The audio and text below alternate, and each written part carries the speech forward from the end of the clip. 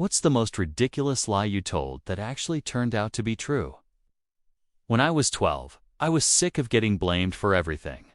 My mom's missing earrings, obviously me. The broken fence gate had to be me. Half the cookies gone from the jar, definitely me, even though I hate oatmeal raisin. My little cousin Becca was over one day and she was watching me get lectured about some spilled juice in the kitchen. I wasn't even home when it happened, but somehow it was still my fault.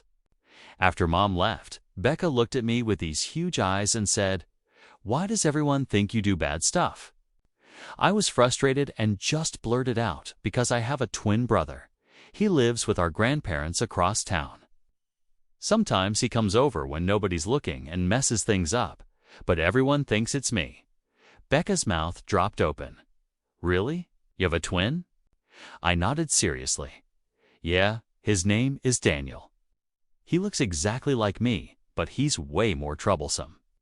That's why Grandma and Grandpa keep him most of the time." The lie felt so good to tell. For once, I wasn't the bad guy, just the victim of mistaken identity. Becca totally bought it. She started telling her friends at school about my secret twin brother. Word spread around our family pretty quick. At Thanksgiving dinner, my aunt asked about the other boy, and my parents just laughed it off. They thought it was cute that I'd made up an imaginary twin to explain away my supposed misbehavior. The story became this weird family inside joke. Whenever something went wrong, my dad would shake his head and say, "Must have been Daniel again." My mom would roll her eyes, but never actually shut down the story. Even when I broke a plate or forgot to take out the trash, they'd play along. Sometimes, "Tell your brother to be more careful next time," Mom would say with a smirk. Years went by. I kept the Daniel story alive because it was funny, and honestly, it helped me avoid some trouble. Got caught sneaking snacks. Daniel must have put me up to it. Muddy footprints in the house. Daniel probably dared me to do it. By high school, even my friends knew about my twin brother who lived with our grandparents. It became part of my identity. Noah, the kid with the troublemaker twin who nobody ever saw. I was 18 when everything changed. I was home alone after school doing homework in the kitchen when the doorbell rang. I figured it was a delivery guy or maybe one of the neighbors. I opened the door and froze. Standing on our porch was a guy who looked exactly like me. Same brown hair, same green eyes, same stupid crooked nose I got from falling off my bike when I was 7. He was maybe an inch taller and his hair was cut differently, but otherwise it was like looking in a mirror. He was holding a manila folder and looked as shocked as I felt. He said, his voice shaking a little, "Is this the Garrett house?" I nodded, unable to speak. "I'm looking for Noah Garrett. I think he might be my brother." My legs went weak. I grabbed the door frame to steady myself. "What?" The guy who looked exactly like me took a deep breath. "My name is Daniel Hayes. I was adopted when I was a baby, and I just got access to my birth records last month." According to this, he held up the folder. "I have a twin brother named Noah who is kept by our birth parents." I stared at him. "Daniel. His name was actually Daniel. I had a DNA test done." He continued.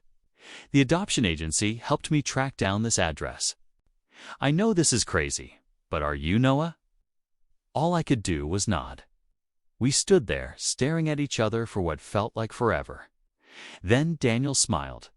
This crooked smile that looked exactly like mine and said, "So, I guess all those years of you getting blamed for stuff I never did is about to make a lot more sense." That's when I realized he knew. Somehow, he knew about the lie. Turns out his adoptive parents had told him about me when he turned 16. They'd known he had a twin brother, but hadn't been able to find us until now. Daniel had been just as curious about me as I'd been. Well, as I'd pretended to be about him. When my parents got home and saw both of us sitting at the kitchen table, my mom dropped her purse and started crying. Ah. Dad just stood there with his mouth open. "How long have you known?" was the first thing Mom asked. "I didn't," I said. "I made him up." I made Daniel up when I was 12 because I was tired of getting blamed for everything. I had no idea he was real. Daniel laughed. "All this time, you've been telling people about your troublemaker twin brother, and I've been wondering what my twin brother was like. Turns out we're both troublemakers." The DNA test confirmed what we all already knew just from looking at each other. When I was 12, I was at my wit's end. I was the family scapegoat. No matter what went wrong around the house, it was always blamed on me. Mom's missing earrings. Obviously, me. The broken fence gate. Of course, me. Half the cookies gone from the jar. Absolutely me, even though I hated oatmeal raisin cookies. I was the default culprit, unfairly accused of mischief I didn't commit. One afternoon, my little cousin Becca was visiting during one of those typical berating sessions. I was getting scolded for some spilled juice in the kitchen. A spill I wasn't even present for, but somehow I was the guilty party.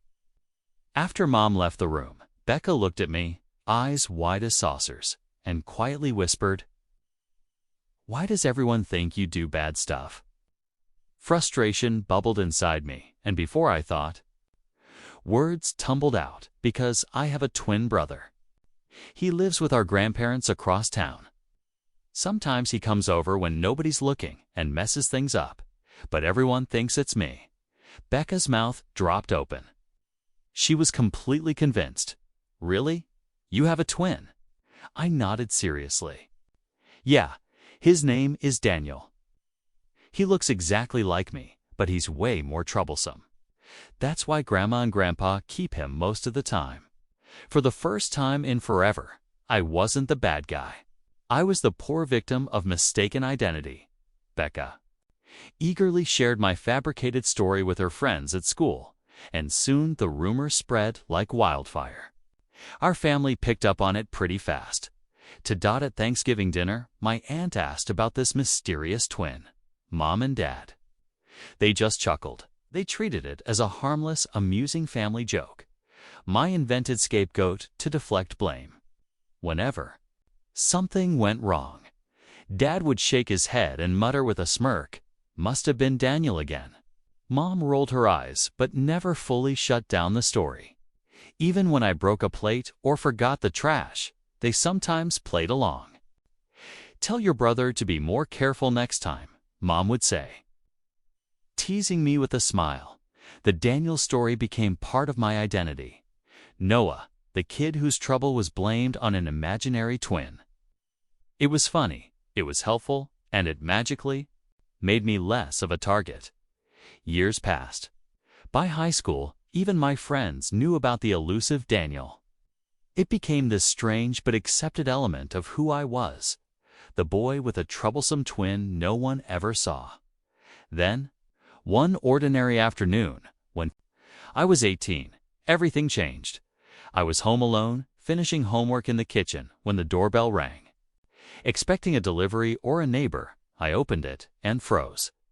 There he was, a guy who could have been my mirror image. Same messy brown hair, same green eyes, same crooked nose. The one I got from falling off my bike when I was 7. He was an inch taller, hair cut differently, but every detail shouted twins. He was holding a manila folder and looked just as shocked as I felt. Is this the Garrett house?" he asked nervously. I nodded, too stunned to speak. He went on, "I'm looking for Noah Garrett. I think I might be your brother." My legs turned to jelly. I found the doorframe and gripped it hard to steady myself. "My name's Daniel Hayes," he said. "I was adopted when I was a baby, and I just got access to my birth records last month. According to this," he opened the folder, "I have a twin brother named Noah who is kept by our birth parents." That name hit me like a thunderbolt. "Daniel," he pulled out a letter with birth info and photos proof. "I got a DNA test done," he said. "It all matches. This adoption agency even helped me trace this address. I know it sounds crazy, but are you really, Noah? All I could do was nod. We stood there, frozen, for what felt like an eternity. Then Daniel smiled, that crooked smile that was unbelievably mine, and said, "So all those years of you getting blamed for stuff I never did? Guess that's going to make a lot more sense." Somehow, he already knew. His adoptive parents had told him about me when he turned 16. They always knew he had a twin brother, but couldn't find us until now. He'd been wondering about me. It's like I pretended to be curious about him. When my parents came home, they nearly dropped their jaws, seeing us both sitting at the kitchen table. Mom instinctively clutched her purse and started crying. Dad just stood there, speechless. "How long have you known?" Mom finally asked. "I didn't," I admitted, shaking my head. "I made him up." Daniel wasn't real. I invented him when I was 12 because I was sick of getting blamed for everything. I had no idea he was real. Daniel chuckled. "All this time, you've been telling everyone about your troublemaker twin. And I've been wondering what my twin brother was like. Turns out, we're both troublemakers." The DNA test was the final confirmation of what we already sensed, two halves of the same crazy, imperfect, funny family. From that day, our lives transformed. The lie I told to escape blame became the real bridge that connected us. Two brothers separated by fate, but finally united by truth. Story 2. At our baby shower, my sister raised her glass and said, "The deed was a mistake. That house belongs to us, not you." Mom added, "We're moving in right after the baby's born." Seconds later, a text from an unknown number lit my phone. "Don't react. They're recording you."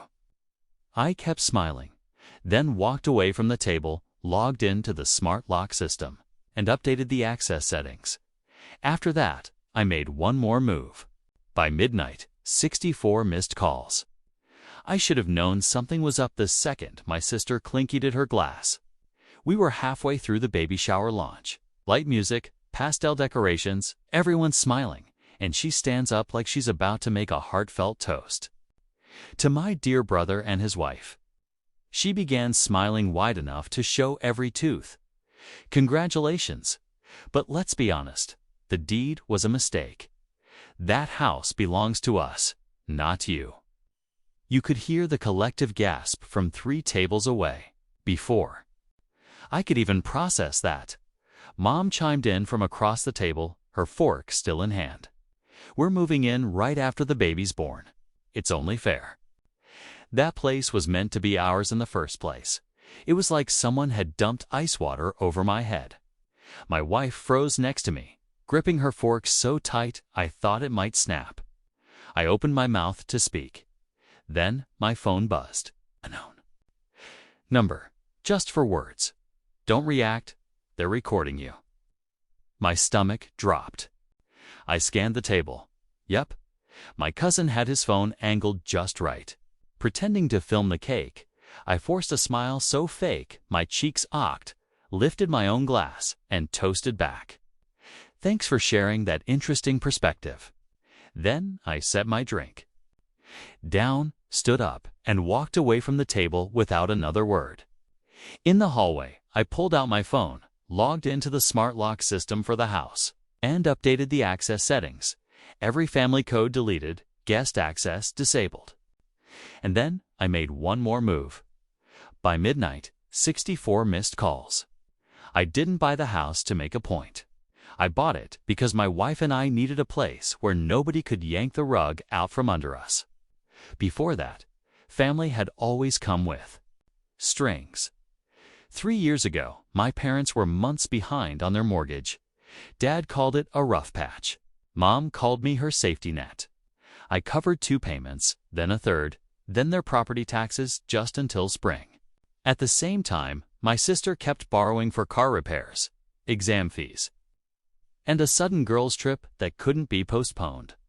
I picked up extra shifts, skipped vacations, tightened our budget. When my wife asked if we could slow the help down, I Told her it was temporary and that I'd set boundaries. Didn't. The house came up because my grandparents' place finally sold. Mom said there might be something for the kids. Then immediately floated that my sister should get the bulk because she'll start a family sooner. Jokes on everyone. We were already trying quietly, and infertility treatments aren't cheap. When the estate was ready, the something for me turned into nothing. So I did what I always do. I made it happen myself.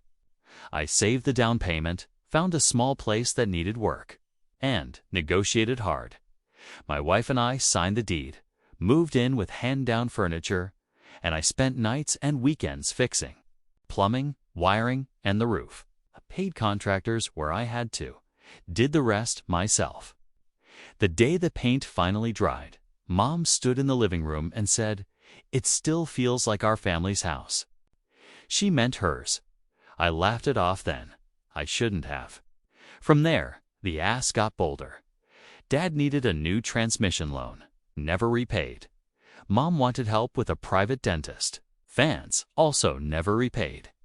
My sister called crying about a security deposit after she'd broken a lease for her mental health. I paid it so she wouldn't move back with our parents and turn their crisis into another fire for me to put out. When we finally got pregnant, we told everyone at Sunday lunch. My sister smiled, then casually asked if the spare bedroom could be kept flexible because she and her boyfriend might need a place for a few weeks. Mom nodded like it was already decided. My wife squeezed my hand under the table. I said we'd think about it. We didn't. The mistake deed narrative started as whispers. Mom hinted that Grandma had intended for the house to stay in the bloodline as a family home. I reminded her the wool had been clear and that our house wasn't part of that estate. She moved the goalposts. My hours of repairs were a community effort, apparently because Dad had given advice over the phone. Then my sister claimed she'd picked paint colors on Pinterest and therefore invested emotionally. Every week, there was a new thread they tried to pull. I tightened boundaries. I stopped sending money automatically. I put household decisions in writing. When I told Mom we couldn't fund my sister's wedding bridge because we were saving for the baby, she got quiet, then cold. "You've changed since buying that house," she said. "Money made you selfish." 2 months later, my sister pushed farther. She brought over a moving plan scribbled on a legal pad. Dates, boxes, which room they would take, what furniture we should store. Temporary, of course. She said her lease was ending and she needed a soft landing before leveling up. I told her no. She called me controlling. Mom texted that evening, "She's fragile. Be the bigger person." Meanwhile, my wife started getting messages from a cousin warning us that certain relatives were framing me as the hoarder of a family asset.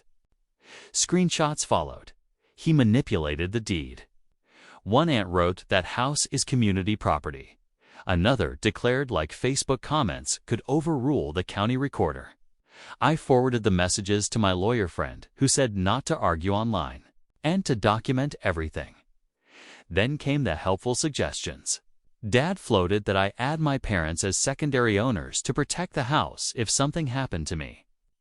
My sister suggested we do a family trust with her as temporary trustee, while my wife was too hormonal to decide. I nearly laughed. My wife didn't. She cried in the car on the way home and asked if our baby would grow up in a house where people walked in whenever they wanted. I installed cameras, updated the smart lock, and turned off every shared login my parents once had. For emergencies. I told everyone plainly, no codes, no keys, no surprise visits. My sister accused me of isolating my wife. Mom said I was ripping the family apart. Dad warned me not to make enemies you'll need later. They made it sound like I was downing them. All I did was lock my door. The money pressure returned with a new twist. My sister claimed I owed her because I had used family savings to buy the house. I hadn't. I sent bank statements proving the down payment came from our account. She switched angles. She had sacrificed by staying with our parents so I could play homeowner. That same week, she asked if we could co-sign a car so the baby would have an aunt with reliable transport. I said, absolutely not. She called my wife privately to say I was abusive with finances. My wife put her on speaker and told her not to call again with that. Every refusal escalated the rhetoric. Family over paperwork, Dad said. Intent matters more than signatures, Mom added. And the nicer our nursery looked, the more intense the comments got. When a crib arrived, my sister snapped a photo and posted that it would look even better in our room when we move in. I took the post as a warning. So, by the time the baby shower happened, they weren't just fishing for access. They were preparing a situation. The toast wasn't random. It was a script. Make a claim in public, catch me reacting on camera, spin it into conflict. Then use it as proof that I was unsafe and they needed to supervise the house for the baby's sake. I didn't react. I smiled, walked out, and changed the codes. But the house wasn't the only thing they thought they controlled. They were sure I'd keep paying, keep apologizing, keep smoothing things over, because that's who I'd been. The old me would have explained, negotiated, compromised. The new me made a list, checked the documents, and lined up a move they wouldn't see coming. And when I made it, the phone started ringing. By the next morning, the group chat with my parents and sister was a heated discussion. Messages pouring in, all caps, guilt trips, voice notes of my mom sighing dramatically. My sister's favorite line: "You're making this harder than it needs to be." Translation: just give us what we want so we don't have to pretend to be nice to you anymore. I didn't reply. I went to work like normal, but every time my phone buzzed, I felt my stomach tighten. Then around lunchtime, my mom called. "Your father and I are driving over tonight," she said. "No, you're not," I said flatly. "Don't start. We just want to talk. You can talk on the phone." She switched to the wounded mother tone instantly. I didn't raise you to turn your back on family. I almost laughed. The same woman who 3 years ago refused to lend me $200 when my car broke down because she was tight on cash now expected me to house for people for free. That evening, I came home to find my sister's SUV parked halfway across my driveway. She was sitting on the hood scrolling her phone like she owned the place. "Really?" I asked. She smirked. "We need to sort this out in person. The baby's due in 3 weeks. You're really going to make Mom stress over this?" I walked past her without answering. Inside, my parents were standing in the living room, shoes on, coats half off, like they just decided to camp here until I caved. Dad spoke first. "This is ridiculous. It's temporary. 10 months and then they're out." 10 months isn't temporary, I shot back. "That's almost a year of chaos in my house." Chaos. My sister scoffed. "We're family." "Exactly," I said, "which is why I'm not going to let this destroy what's left of our relationship." Mom rolled her eyes. "Oh, don't be dramatic. It's a house. You'll survive." That was it. The moment, the last threat of patience snapped. I'd been swallowing their digs, their entitlement, their sudden belief that my life was just a storage unit for their bad choices. You know what? You're right. It is just a house, which is why I get to decide who lives in it. And the answer is no. The room went dead silent. My sister's jaw actually dropped. Dad's face turned the shade of an overripe tomato. "Making a big mistake," he said slowly. "No," I said, pulling my phone from my pocket. "I'm fixing one." I opened the Smart Lock app, tapped into the guest access settings, and deleted every single temporary code they'd ever been given. Then I updated. The master code enabled the camera alerts and activated the auto lock feature for all doors. Mom gasped like I just disowned them. "You locked us out. I set boundaries, I corrected. If you can't respect them, that's your problem. My sister's voice rose. You think this makes you the bigger person? You think? I cut her off. I think this conversation is over. I walked to the door and opened it wide. Out, they didn't move at first. Dad muttered something under his breath about ungrateful kids. My sister grabbed her bag and stomped past me, muttering about how she'd never forget this. Mom lingered, looking like she wanted one last guilt trip, but my expression must have killed the idea. When the door shut, I stood there for a full minute, breathing like I'd just run a mile. My phone was still in my hand, and as I set it down, it buzzed. A block number this time, a text. Good job. You're going to need to hold that line. No name, no context, just that. By midnight, I had 64 missed calls, half from my parents, half from my sister, and a few from numbers I didn't recognize. I turned my phone face down, made tea, and sat in the quiet. For the first time in years, the house actually felt like mine. The morning after the 64 missed calls, the silence felt strange. No texts, no knocks.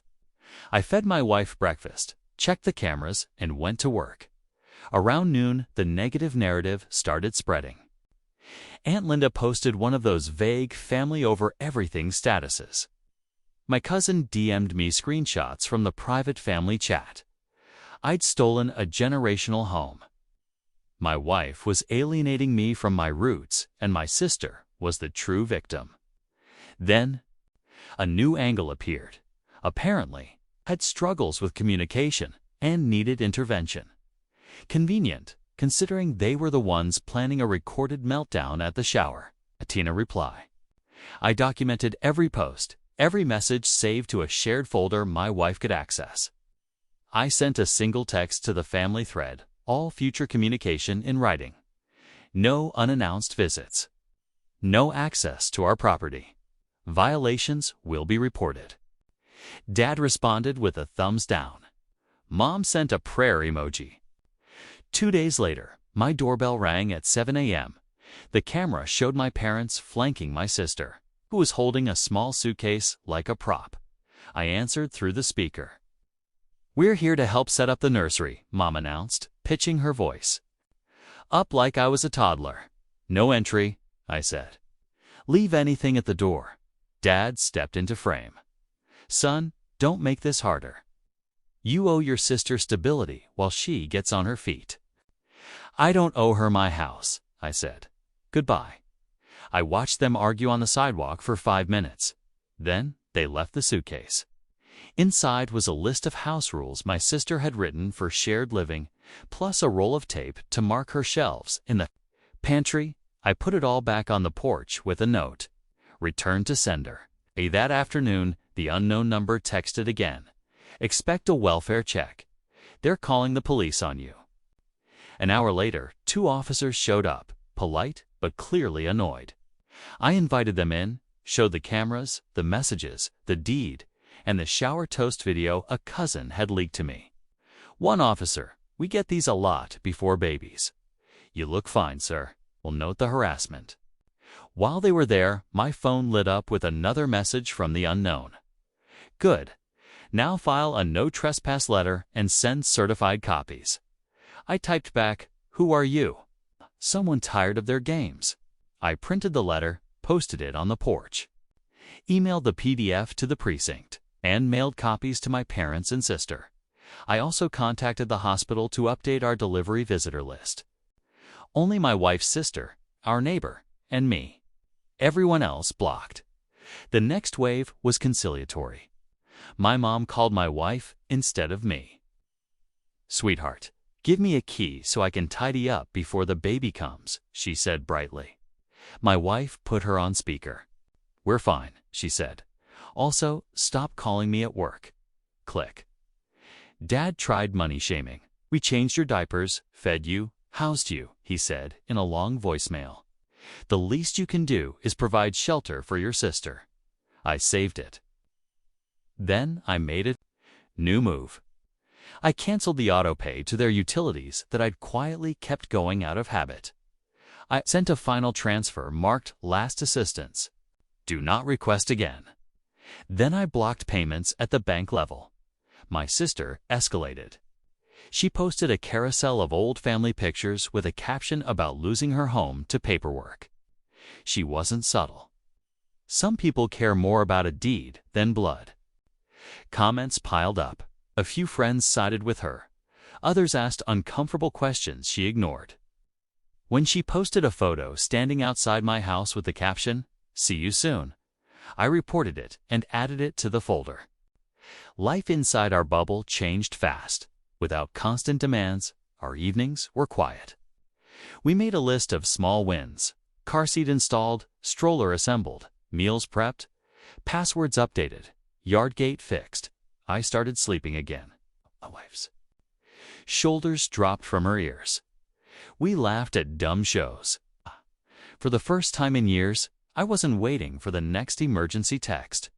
The unknown text finally identified itself. My aunt on Dad's side, the quiet one who never took sides. She'd overheard my parents planning to surprise move before the baby made it complicated. She recorded the shower rehearsal, yes, rehearsal, and sent it to me. My sister practicing lines about the D being a mistake, while Mom reminded everyone to keep the camera steady. I watched the video twice, then forwarded it to the officer's email with a brief note. I didn't blast it online. I didn't need to. I just needed a paper trail. When the due date crept closer, my parents tried compromise. "Let us stay the first week to help at night," Mom offered. "We'll bring groceries." I said, "No, we can take turns," Dad added. "We'll sleep on the couch." Also, no. Then the guilt pivoted to fear. What if something goes wrong? "You'll need us," Mom said. "We'll manage," I replied. The night my sister finally understood was the night she tried the back gate. The motion alert pinged. I spoke through the speaker. "Leave now." She sputtered. "You can't do this to me." I repeated, "Leave now." The next morning, I received a long text about how I damaged our relationship. I responded with one sentence: "Your bond cannot require my roof." Days later, my dad called from a new number. "We can't afford the rent increase," he said. Voice flat. We thought. "You thought I'd fix it." I said, "I'm about to be a father. My priority is my household." Silence, "Then you'll regret this." I hung up and blocked the number. It wasn't all clean. Some relatives stopped talking to me. A few friends drifted. My wife cried once because she wished it didn't have to be like this. I told her the truth. It always was like this. We just stopped pretending.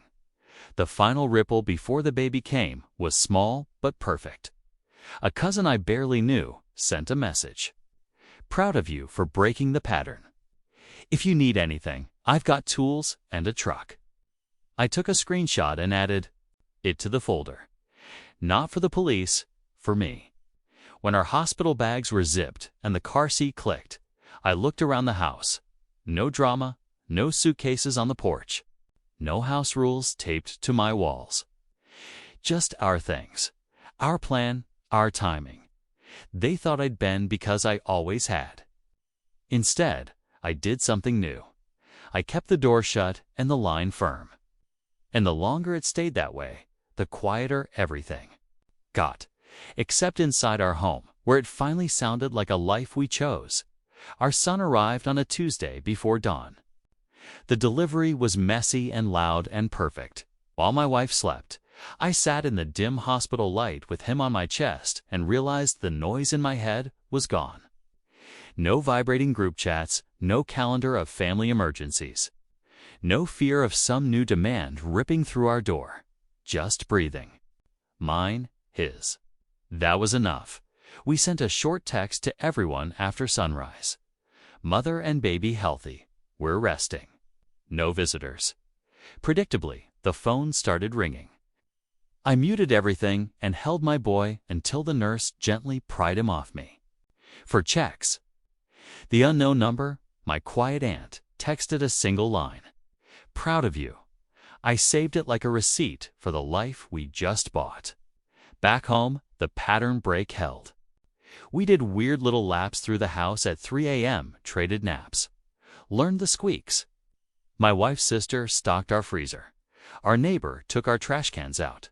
People who actually cared showed up the normal way by asking, not insisting. My parents tried one more angle, a congratulation basket and a key hidden under a ribbon. I put the basket inside and mailed the key back with a copy of the no trespass letter. My sister posted a poem about orphans of paperwork. I didn't reply. I fed the baby, then something shifted I didn't expect. My dad stopped leaving voicemails. My mom's post got less pointed. My sister went quiet after a short tearary message about focusing on her healing. I didn't mistake silence for remorse, but I recognized a truce when I felt one. Boundaries bored. Them, attention was the reward. We weren't giving it. Weeks later, my aunt sent another text. Thought you should know. Your parents sold some furniture to cover bills. They're embarrassed, not asking for help. I read it twice. The old me would have called, lectured, paid, resented, repeated. The new me held my son, kissed his forehead, and said out loud, "It's not my crisis." It felt like setting down a bag. I'd carried since childhood. My wife asked if I missed them. Honest answer, I missed an imaginary version of them. The one where decisions were fair and help flowed both ways. The real version demanded access and called it love. I'm not angry anymore, just done. The apology came in stages. Dad sent a postcard with a photo of a lake we used to visit for words. In his clipped handwriting, "Hope you're all well." Mom followed with a text about a casserole she used to make asking for the baby's size so she could knit something. I kept the replies short, factual, kind. I didn't reopen the gates. We met once, in a neutral place for an hour. I outlined the rules again. They nodded more than argued. My sister didn't come. Fine, I'm not rewriting history. They rehearsed a scene at my baby shower to claim a house they hadn't purchased. They involved the police in a property dispute. They tried to use emotional pressure to gain access. That happened. Forgiveness for me isn't forgetting. It's putting the memory in a file where it can't run my day. Here's what had changed. I'm no longer the family ATM, landlord, or crisis line. I'm a husband and a dad who protects his home first. It looks small from the outside. Codes changed. Keys returned. Phone set to do not disturb. Inside, it's huge. I'm present. I notice my wife's laugh when the baby sneezes. I hear the tiny sigh he makes before sleep. I cook. I breathe. Every so often, a relative tests the line. Could she stay for a week? Can you co-sign? Can we store a couch in your garage? The answer is a copy-paste I keep in my notes. We don't host, loan, or store. New parents, limited bandwidth. Hope you understand. Some don't. That's their puzzle, not mine. A month after the birth, I got another unknown text. Thank you for not letting them move in. I'm out. It was from my sister's boyfriend. He said the whole takeover had been their idea, and he'd gone along because he wanted points with my mom. I didn't reply. I deleted it and took my kid for a walk. The last sign I needed came from someone I didn't expect. My cousin who filmed the rehearsal. She wrote, "I'm sorry I almost helped them. Seeing you say no made me say no to my mom about something that's been draining me for years. I can breathe again." I sat with that for a while. Boundaries don't just protect you. They show other people where the door is. I'm not the villain they painted. I'm also not the savior I tried to be. I'm just a man who learned that loving your family and funding their choices are two different jobs. And I only applied for the first. So here's my conclusion. Plain and simple. I'm not guilty for choosing my household over a script I never wrote. I won't apologize for locking my door. I won't carry grown adults through consequences they built themselves. The house is ours. The child is ours. The life is ours. And the proof I did the right thing shows up every night around 2:17 a.m., warm and loud and hungry, reminding me exactly who I'm responsible for. I get up, I change him. I hold him against my chest while the neighborhood sleeps. The old phone storms don't wake us. The past doesn't either. I didn't win a war. I just stopped fighting one that should never have been mine.